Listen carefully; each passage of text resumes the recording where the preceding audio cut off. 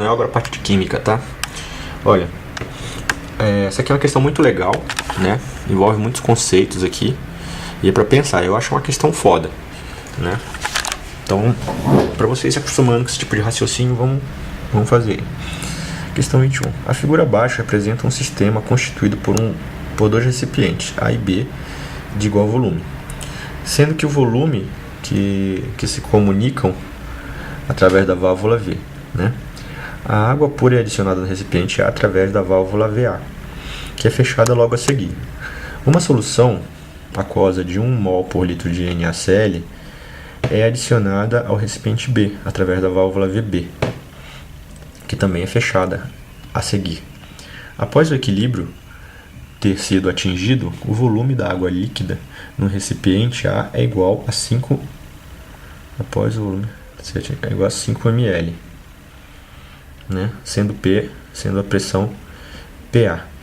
E o volume da solução aquosa de NaCl no recipiente B é igual a 1 litro.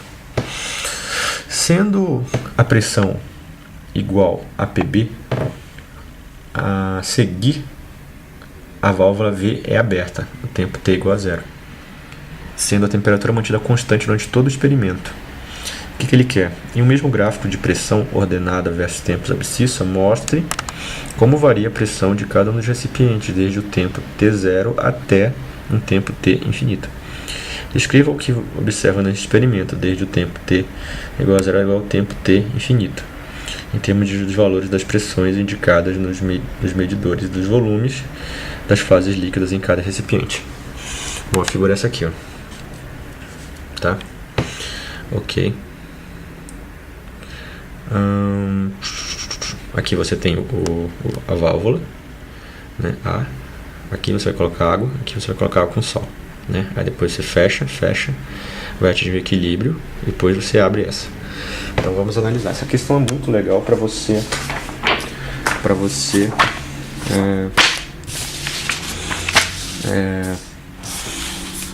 começar a entender essas coisas de gases, né?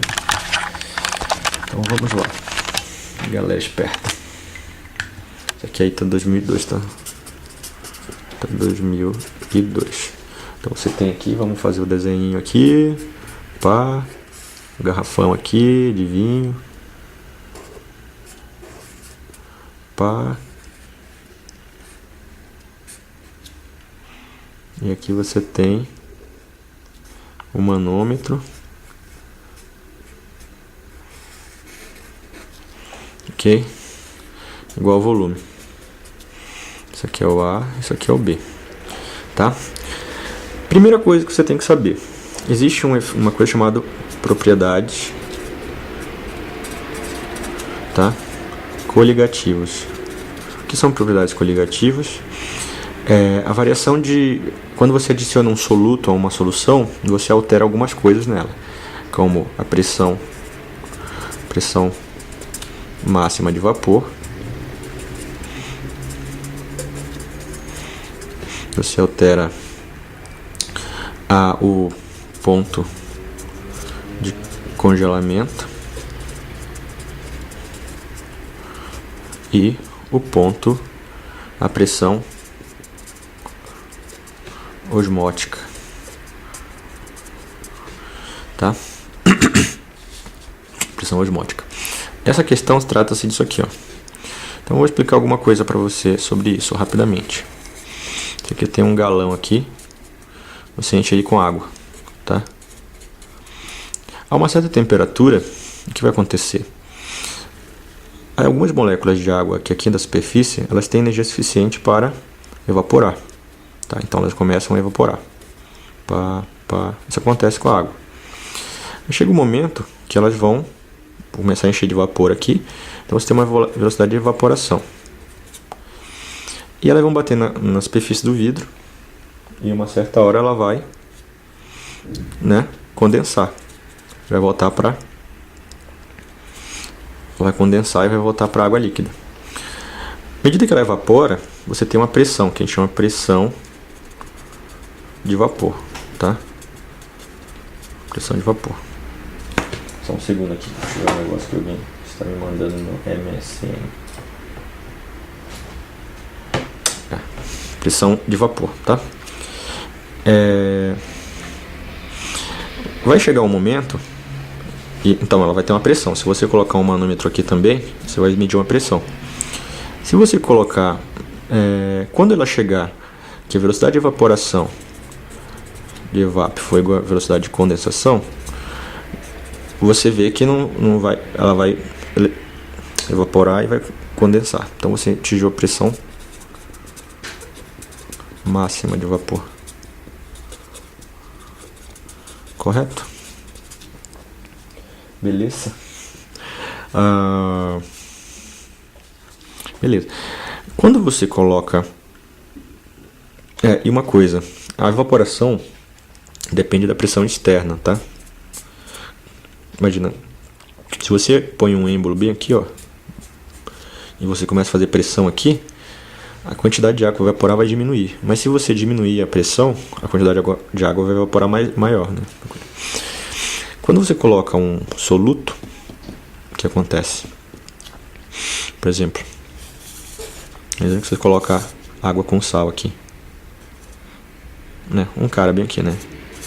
Esse pretinho aqui são os solutos, tá? Isso aqui são a água. À medida que você coloca aqui, a água vai se chocar com os solutos e faz partículas de soluto. E com isso, ela vai perder energia nessas trocas, né? Então a quantidade de moléculas de água que vão ter energia suficiente para evaporar é menor. Então vai cair a quantidade de água que evapora. Com isso, a pressão de vapor vai diminuir, né?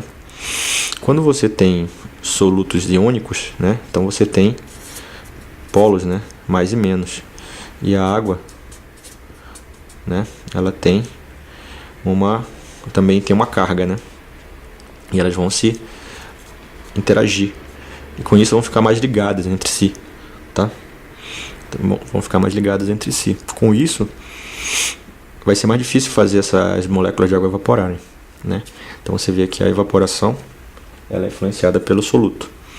Então existe uma regra chamada lei de Raoult. Ou lei de Raoult.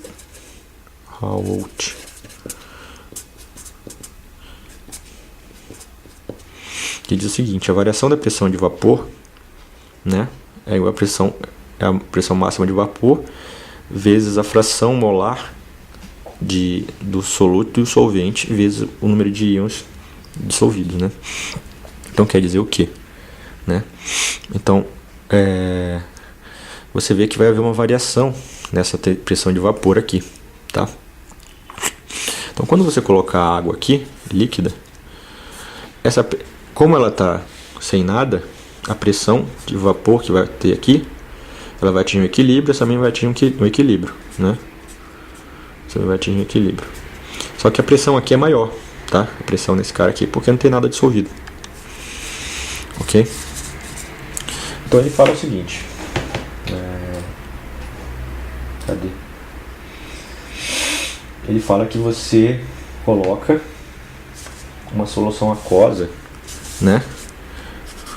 De molaridade, meu molar ficou feio, de 1 molar, ou seja, 1 mol por litro, ok? E após equilíbrio, não sei o que, sobra 5, né? Tá. E você colocou, e depois que atingiu o equilíbrio, ficou um volume de 1 litro de solução aqui. E aqui, depois que atingiu o equilíbrio, ficou 5 ml.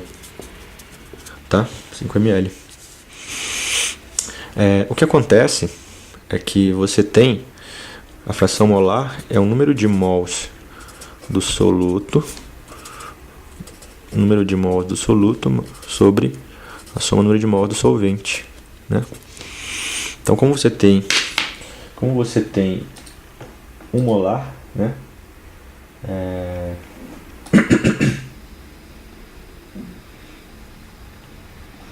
Como você tem 1 mol de... Olha só, porque assim, a molaridade é o número de mols por volume. Como isso aqui é 1 mol molar, 1 mol por litro, e aqui você tem o número de mols de NaCl. Como aqui é 1 litro, então fica 1 vezes 1, que dá 1 1 mol. Você tem 1 mol de sal aqui, certo? O número de mols da água, né? O número de mols da água você tem que achar para você colocar aqui, tá? Então você vai pegar, se você tem 1 litro, você tem, só lembrando, número de mols é massa dela sobre a massa molecular. Como é 1 litro e a densidade da água é 1 grama por litro, eu vou continuar no outro vídeo.